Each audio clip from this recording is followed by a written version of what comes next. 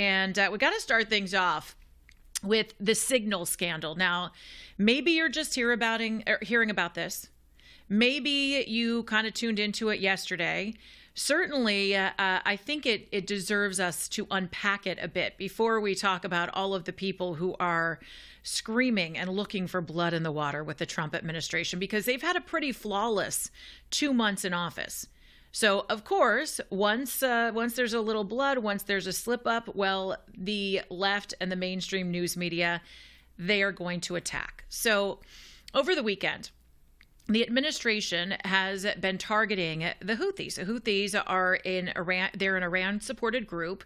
They are in Yemen. They block up shipping lanes, primarily for Europe, but the United States has decided to go in there and target them to open up free shipping and basically create a better place or a better way for people to navigate through this area of the world. It helps Europe. It helps us to some extent.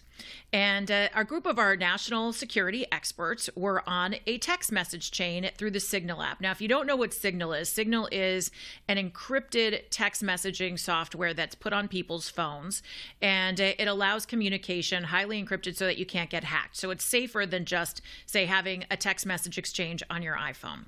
So you've got Pete Hegseth in there, our Secretary of Defense. You have Tulsi Gabbard in there. You've got John Radcliffe, who is on there. You have Vice President J.D. Vance, who are having a conversation about how to message the strike, how to implement these strikes, how to make this work, and how to make people understand it. And quite frankly, they were also complaining a little bit about bailing out Europe, which is what America has had to do time and time and time again.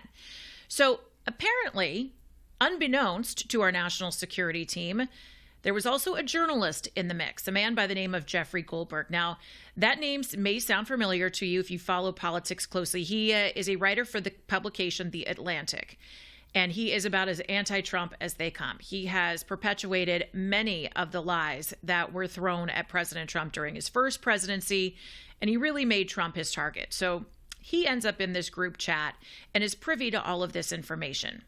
Well, to his credit, he didn't publish any of this information, which would have probably been a threat to national security or could have in some way put our military members at risk. So to his credit, he chose not to run with the story until after the strikes. And then he went with the story. And he said that he knew that the strikes were coming because he was part of this text message chain. Well, cue the people going absolutely crazy on the left saying that this mistake was catastrophic for the administration. Now, I am always going to be honest with you. I am honest, and I will tell you that this was not a great look for the Trump administration. This was an embarrassing move, and it seems that it came out of the National Security Advisor's office, Mike Waltz. Originally today, it was reported that it was actually Mike Waltz himself who inadvertently put this man, Jeffrey Goldberg, on this exchange, on this chain on Signal. But it looks like it was someone in Mike Waltz's office who did it. There's going to be an investigation to make sure that wasn't intentional, I am sure. But at this point, it looks like no heads are going to roll at the Trump administration. But because of this embarrassing situation, the left has decided to really go apoplectic. CNN, MSNBC, they are talking about how inept the Trump administration really is. In fact, they have been saying that Mike Waltz and others should have their positions taken away, that they should be fired. Pete Hegseth, one of those people. Take a listen to CNN talking all about this. This is Cut 25. I mean, jaws are on the floor across Washington, across the national security space right now, because here you have a reporter who was included in the deliberations over one of the biggest national security events this year, the bombing of the Houthis that started on March 15th. And Jeffrey Goldberg, the editor-in-chief of The Atlantic, was privy to the details days ahead of time. What happened is that it appears that Mike Waltz, the national security advisor, added him to a group conversation on Signal, this encrypted app, so presumably these other officials felt like what they were saying was safe. Why he was added, we still don't know. That is the first of a long list of questions, but others on this group chain included the CIA director, the secretaries of defense, of state, the director of national intelligence, and the list goes on.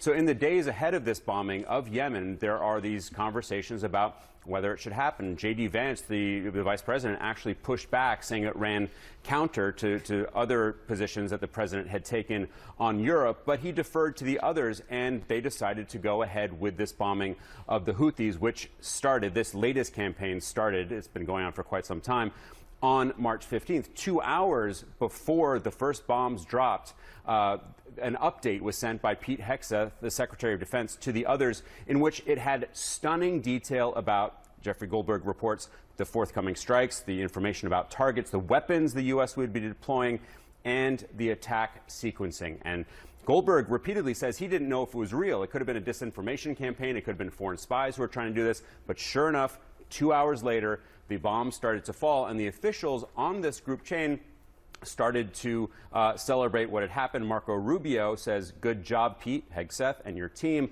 Mike Waltz, a national security advisor, saying that the team down in Mar-a-Lago, where the president was for the weekend, did a great job as well. There has been no pushback in terms of the veracity of this chain from the White House. Brian Hughes, National Security Council spokesman, just told CNN that this appears to be an authentic message chain. We're reviewing how an inadvertent number was added to the chain, meaning Goldberg. He goes on to say that actually what Goldberg witnessed there was All right, so CNN going crazy. You're going to hear Mayor Pete was going a little bit nutty, but let's hear first from President Trump, who just about 2 hours ago addressed this at the White House, and I think really perfectly on point with what happened here. Cut 35. That's an app that a lot of people use, and somebody got on. I mean, happened to know the guy's a total sleazebag. The Atlantic is a failed magazine. Does very, very poorly. Nobody gives a damn about it. This gives it a little bit of a shot. And I will tell you this: that they've made up more stories. And they're just a failing magazine. The public understands that. He's a very good man. That man is a very good man right there that you criticize so strongly. He's a very good man, and he will continue to do a good job. In addition to him, we had very good people in that meeting, and those people have done a very, very effective job, and you're going to see it. And it goes on, by the way. It's going to go on. And I think the Houthis wish that it didn't happen, but that's what it's all about. We have to create a safe country, a safe world, and that's what we're doing. That is President Trump, who had Mike Waltz in the room with him. And Mike Waltz saying that it was an embarrassing situation. Of course, it was a mistake, but that they have learned from this and that they're going to move on. It doesn't seem that there are going to be any heads rolling at the White House, but that doesn't stop the mainstream news media from doing a couple of things. One, looking like the Trump administration is inept. And granted, this was embarrassing, but it wasn't the worst mistake that was made by our country, and we'll go through that in just a few moments. They also take issue with the fact that the Trump administration was using the Signal app to communicate, even though that was used all the way through the Biden administration. And once again, you see this with Elon Musk all the time. They are trying to create tears within the team that is surrounding President Trump. I don't think that's going to work this time. This team that is around the president seemed to be united in America First policy. For full shows, live and on demand, it's Salem News Channel.